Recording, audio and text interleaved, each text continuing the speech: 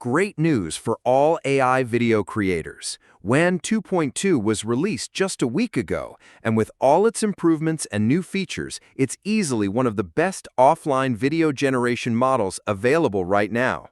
But the big question is, can we actually run it on a local PC smoothly and still get results close to the full quality version shown on the official site? That's what we're testing today.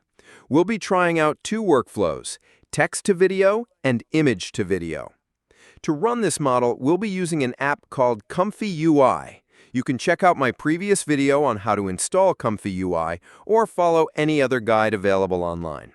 Once it's installed, we just open the workflows and make sure all required nodes are installed. I've already tested and tweaked both the T2V and I2V setups, and in my opinion, the most efficient model to use here is the GGUF version. It's lightweight, fast, and still gives reliable quality. The idea today is simple. We're pushing this lightweight model to see how close we can get to the official full model quality and where the differences actually show up. WAN 2.2 comes with a major upgrade. It now uses two separate models, high noise and low noise. The high noise model is the core engine.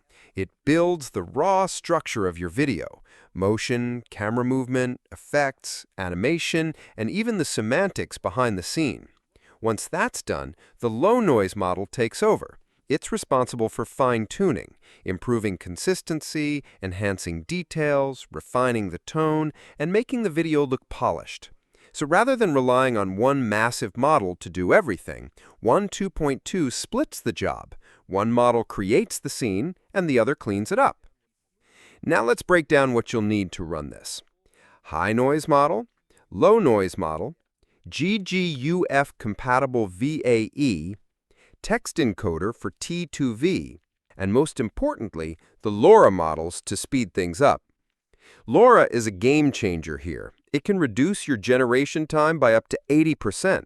You'll need two types of LoRa, because some are only compatible with the high noise model and others work best with the low noise one, so don't mix them up. To make everything even faster, consider installing Sage Attention and Triton. They're optional. If you don't have them installed, you can skip for now, but together they can speed things up by another 40%, especially on lower-end hardware. All right, now it's time to download all the models. Make sure to match them with your GPU's capability. For example, if you have 24 gig of VRAM, go with Q8. For 16 gig, Q6 or Q5, and for 12 gig, Q4 should work fine. If your GPU is too close to its limit, you can enable block swap to help it load more efficiently. The same goes for LoRa's. Higher rank means better results, but also more VRAM usage, so adjust accordingly based on your setup. Just keep in mind, the lower the quantization, the more quality you lose, so find the right balance.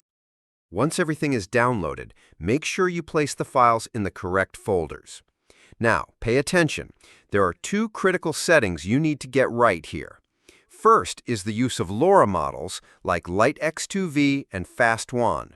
These LoRa's are designed to speed up the generation process.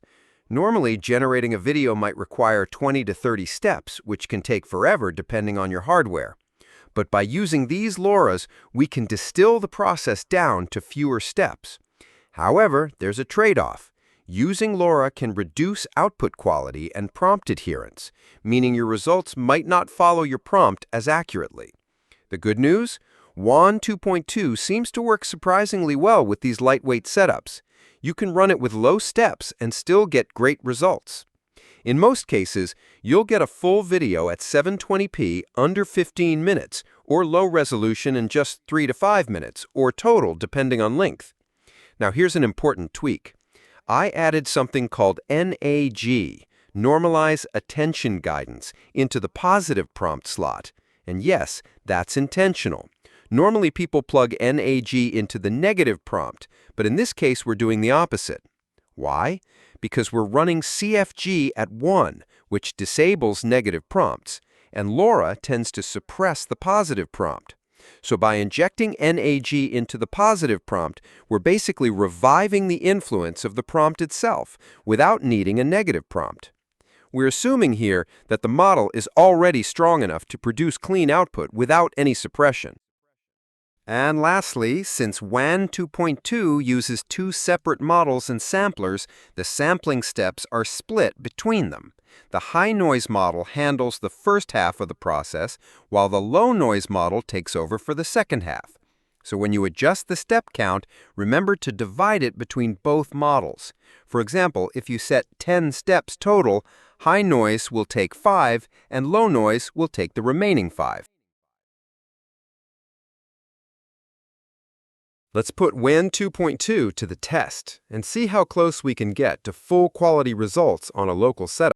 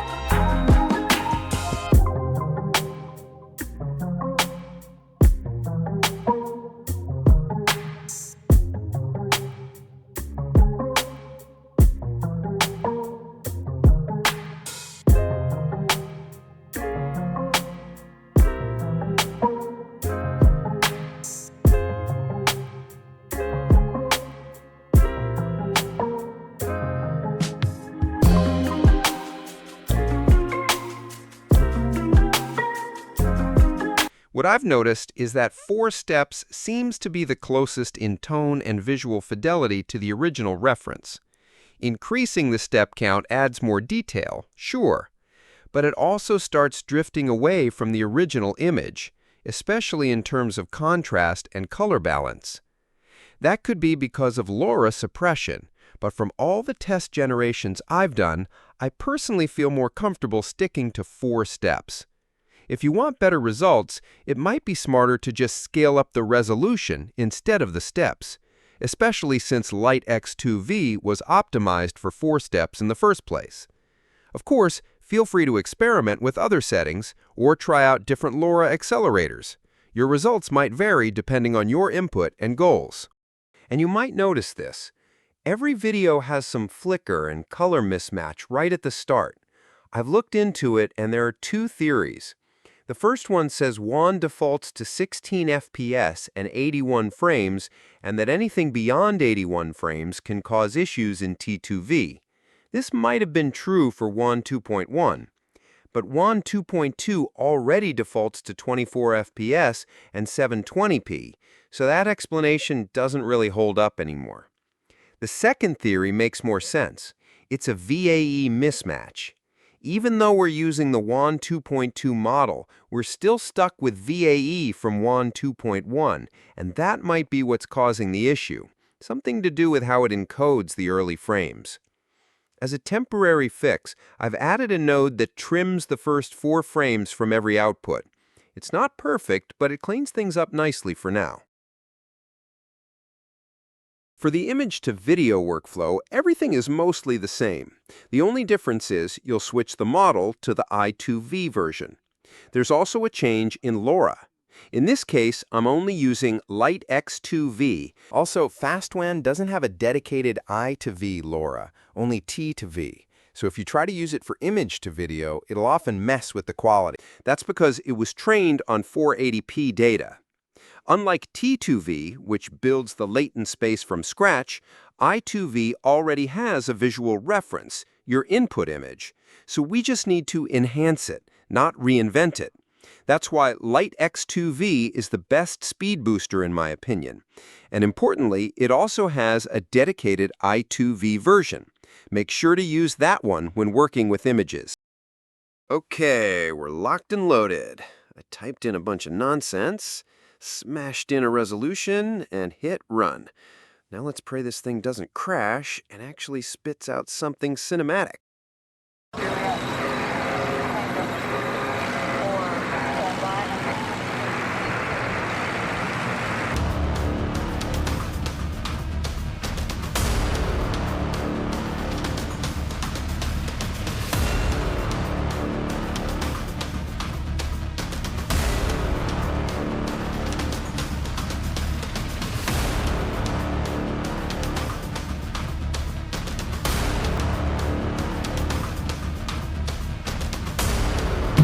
Personally, I think 512 by 1024 is the sweet spot for this setup. It's fast, and even if you bump the steps up by 6 to 8, it doesn't really add much to the render time compared to full 720p. The image quality is already pretty solid. Also, you'll notice I use a lot of wide shots and long shots because AI is notoriously bad at filling in details for those types of shots. For medium and close-ups, though, this model is already crystal clear. So we've tested everything, and the results? WAN 2.2 truly delivers. It's surprisingly satisfying for such a lightweight setup. Now it's your turn to experiment. Try tweaking the NAG settings, mixing high and low noise, and adjusting the step count. Just remember, if you're using LoRa, it's designed for low steps. Once you go beyond 15 steps, it might start hurting your results instead of helping because it hits a tipping point. Drop your best settings in the comments below. I'd love to see what you come up with. All right, that's it for this completely useless tutorial. Now go experiment, break stuff, and remember to drink water. Seriously.